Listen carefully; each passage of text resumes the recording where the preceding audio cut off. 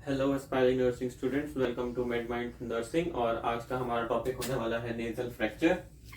So the word nasal fracture, it is made from two words, nasal and fracture, and it is self explanatory in itself.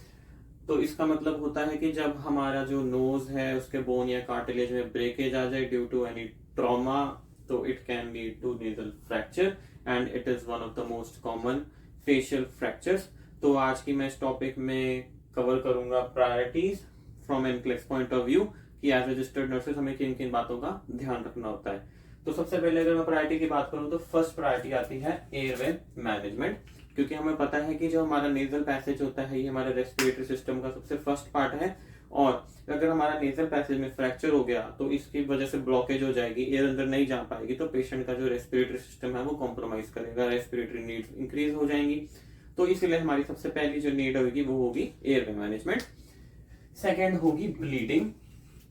अब bleeding जो है वो दो तरीके की हो सकती है। जो फर्स्ट ब्लीडिंग होगी वो होगी एक्सटर्नल ब्लीडिंग हम देख के बता सकते हैं कि हाँ पेशेंट को एपिस्टैक्सिस हो रहा है, लेकिन इंटरनल ब्लीडिंग को बताना थोड़ा मुश्किल होता है। तो इंटरनल ब्लीडिंग को कैसे हम डायग्नोस करते हैं एज रजिस्टर्ड नर्सेज, तो वो है कि जब पेशेंट को इंटरनल ब्लीडिंग हो रही होगी तो we will see that the patient is frequently swallowing, because जो ब्लड अंदर ब्लीड हो रहा है वो ड्रेन होगा आइदर इन ईसोफेगस और इन द विंड पाइप, जिसे हम अपना ट्रेकिया भी कहते हैं।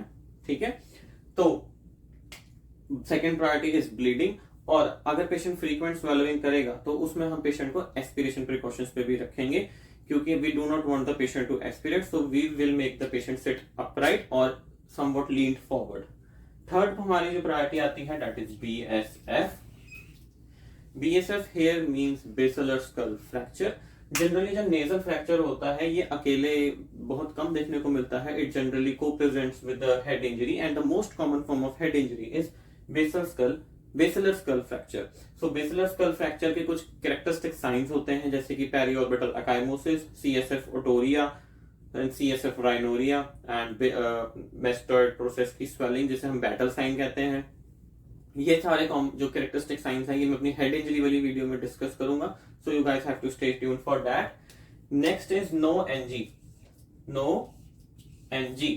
अब इन एनक्लेक्स हमने ये बात ध्यान रखनी होती है कि एज रजिस्टर्ड नर्सेज पेशेंट का जौन सा भी पार्ट अफेक्टेड है हम उस पार्ट की कोई भी फिजिकल मैनिपुलेशन या कोई भी इन्वेजिव प्रोसीजर उसमें इंडिपेंडेंटली एज रजिस्टर्ड नर्सेज नहीं कर सकते हैं, ये स्कोप ऑफ प्रैक्टिस में नहीं आता है। तो हम कभी भी पेशेंट विद नेजल फ्रैक्चर में एनजी नहीं डालेंगे। Second thing is do not pinch and make the patient sit upright.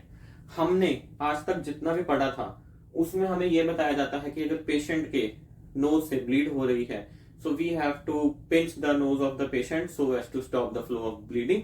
But इस केस में अगर हम पेशेंट के नोज को पिंच कर देंगे तो उससे फ्रैक्चर की कॉम्प्लिकेशंस और बढ़ सकती हैं, तो इसलिए हम यहाँ पे पेशेंट के नोज को पिंच नहीं करेंगे। Instead to stop the bleeding we can apply ice. And secondly, जैसे मैंने पहले बताया था कि पेशेंट एस्पिरेशन प्रिकॉशंस पे होगा, तो हम पेशेंट को अपराइट बिठाएंगे। पहले की स्टडीज में कहा जाता था कि अगर पेशेंट को ब्लीडिंग हो रही है nose we have to make him lay down, but this is totally contraindicatory. हम पेशेंट को सिट अपराइट और we have to make him sit little bit leaned forward so that जो ब्लड है वो एस्पिरेट ना हो, instead it should drain outside. Okay, तो यहाँ पे मैं राइनोप्लास्टी की बात करूंगा। राइनोप्लास्टी में यहाँ पे मैंने एक रियलिटी वर्ड यूज किया है, क्योंकि यहाँ पे हम पेशेंट को रियलिटी बेस्ड टीचिंग देते हैं। अगर मैं राइनोप्लास्टी की बात करूं तो इट इज इसके दो टाइप्स होते हैं, one is therapeutic and one is cosmetic. और राइनोप्लास्टी एक करेक्टिव प्रोसीजर है। तो for a patient with nasal fracture हम यहाँ पे थेराप्यूटिक राइनोप्लास्टी करेंगे।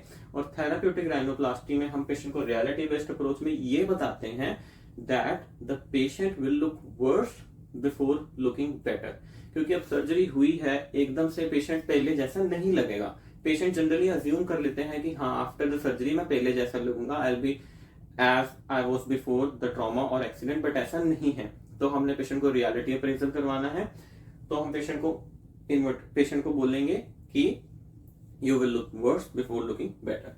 Next is nasal packaging and nasal splinting. ये करेक्टिव डिवाइसेस हैं जो आफ्टर राइनोप्लास्टी हम यूज करते हैं और इनको हम रिमूव करते हैं after specific days For example, nasal packaging is to be removed 1 day after the rhinoplasty and nasal splinting is to be removed 7 days after rhinoplasty. और इन दोनों चीजों में ध्यान रखने वाली बात ये है, मतलब ये कॉमन चीज जो शेयर करते हैं वो ये है कि इनमें हम जब ये दोनों को रिमूव करना है तो इनमें हमने क्लाइंट को 30 मिनट्स पहले with an analgesic premedicate करना है, ताकि जब इनको रिमूव किया जाए तो पेशेंट को as low as possible pain हो. Next thing is avoid ASA and avoid NSAIDs.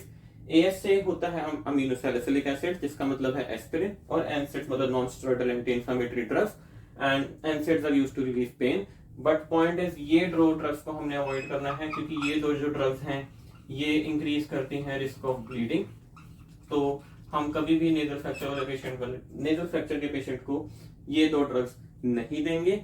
So this was all about nasal fracture from NCLEX point of view. I hope you guys liked the video and stay tuned for more videos as well. If you like the content, please like, share, comment and subscribe as well, and share it with your friends as much as possible. Stay tuned for more videos. Bye bye. Thank you.